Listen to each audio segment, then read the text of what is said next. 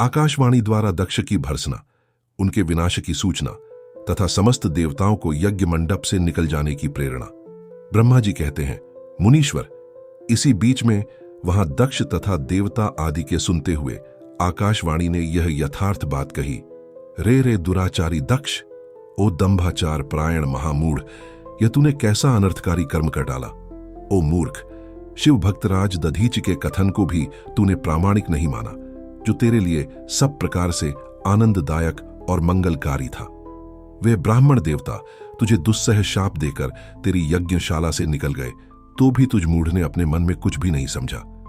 उसके बाद तेरे घर में मंगलमयी सती देवी स्वतः पधारी, जो तेरी अपनी ही पुत्री थी, किंतु तूने उनका भी परम आदर नहीं किया। ऐसा क्यों हुआ? ज्ञान दुर्बल दक्ष, तूने सती और महादेव जी की पूजा नहीं की। यह क्या किया? मैं ब्रह्मा जी का बेटा हूं, ऐसा समझकर तू व्यर्थ ही घमंड में भरा रहता है और इसीलिए तुझ पर मोह छा गया है। वे सती देवी ही सत्पुरुषों की आराध्या देवी हैं अथवा सदा आराधना करने के योग्य हैं। वे समस्त पुण्यों का फल देने वाली, तीनों लोकों की माता, कल्याण स्वरूपा और भगवान शंकर के आधे अंग में निवास करने वाली हैं। वे सती देवी ही पूजित होने पर सदा संपूर्ण सौभाग्य प्रदान करने वाली हैं।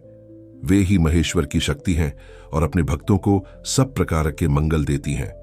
वे सती देवी ही पूजित होने पर सदा संसार का भय दूर करती हैं, मनोवांछित फल देती हैं तथा वे ही समस्त उपद्रवों को नष्ट करने वाली देवी हैं। वे सती ही सदा पूजित होने पर कीर्ति और संपत्ति प्रदान करती हैं।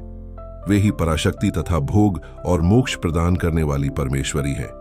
वे सती ही जगत को जन्म देने वाली माता, जगत की रक्षा करने वाली अनादि शक्ति और प्रलय काल में जगत का संहार करने वाली हैं। वे जगन माता सती ही भगवान विष्णु की माता रूप से सुशोभित होने वाली तथा ब्रह्मा, इंद्र, चंद्र, अग्नि एवं सूर्यदेव आदि की जननी मानी गई हैं। वे सती ही तप, धर्म और दान आदि का फल देने वाली हैं। वे ही शंभु शक्ति महादेवी हैं तथा दुष्टों का हनन करने वाली परात्पर शक्ति हैं। ऐसी महिमा वाली सती देवी, जिनकी सदा प्रिय धर्मपत्नी है, उन भगवान महादेव को तूने यज्ञ में भाग नहीं दिया। अरे, तू कैसा मूढ़ और कुविचारी है। भगवान शिव ही सबके स्वामी तथा परात्पर परमेश्वर हैं। वे समस्त देवताओं के सम्यक सेव्य हैं और सबका कल्याण करने वाले हैं। इन्हीं के दर्शन की इच्छा से सिद्ध पुरुष तपस्या करते हैं और इन्हीं के साक्षात्कार की अभिलाषा मन में लेकर योगी लोग योग साधना में प्रवृत्त होते हैं। अनंत धन, धान्य और यज्ञ याग आदि का सबसे महान फल यही बताया गया है कि भगवान शंकर को दर्शन सुलभ हो। शिव ही जगत का धारण पोषण करने वाले हैं। वे ही समस्त विद्याओं के पति एवं सब कुछ करने में समर्थ हैं। आदि विद्या के श्रेष्ठ स्वामी और समस्त मंगलों के भी मंगल वे ही हैं। दुष्ट दक्ष, तूने उनकी शक्ति का आज सत्कार नहीं किया है, इसीलिए इस यज्ञ का विनाश हो जाएगा। पूजनीय व्यक्तियों की पूजा न करने से अमंगल होता ही है। तूने परम पूज्य शिव स्वरूपा सती का पूजन नहीं किया है। शेषनाग अपने सहस्र मस्तकों से प्रतिदिन प्रसन्नता पूर्वक जिनके चरणों की रज धारण करते हैं, उन्हीं भगवान शिव की शक्ति सती देवी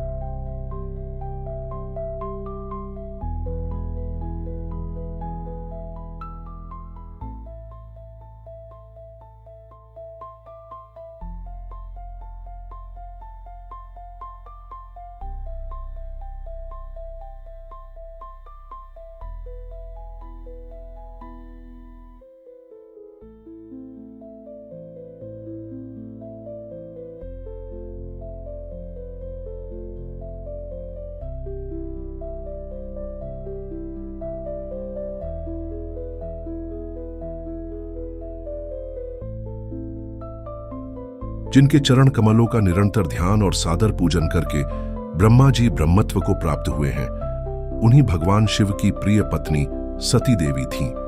जिनके चरण कमलों का निरंतर ध्यान और सादर पूजन करके इंद्र आदि लोकपाल अपने अपने उत्तम पद को प्राप्त हुए हैं। वे भगवान शिव संपूर्ण जगत के पिता हैं और शक्ति स्वरूपा सती देवी जगत की माता कही गई हैं। मूढ़ दक्ष, तूने उन माता पिता का सत्कार नहीं किया, फिर तेरा कल्याण कैसे होगा? तुझ पर दुर्भाग्य का आक्रमण हो गया और विपत्तियां टूट पड़ी, क्योंकि तूने उन भवानी सती और भगवान शंकर की भक्ति भाव से आराधना नहीं की। कल्याणकारी शंभु का पूजन न करके भी मैं कल्याण का भागी हो सकता हूं, यह तेरा कैसा गर्व है? वह दुर्वार गर्व आज नष्ट हो जाएगा। इन देवताओं में से कौन ऐसा है जो सर्वेश्वर शिव से विमुख होकर तेरी सहायता करेगा? मुझे तो ऐसा कोई देवता नहीं दिखाई देता।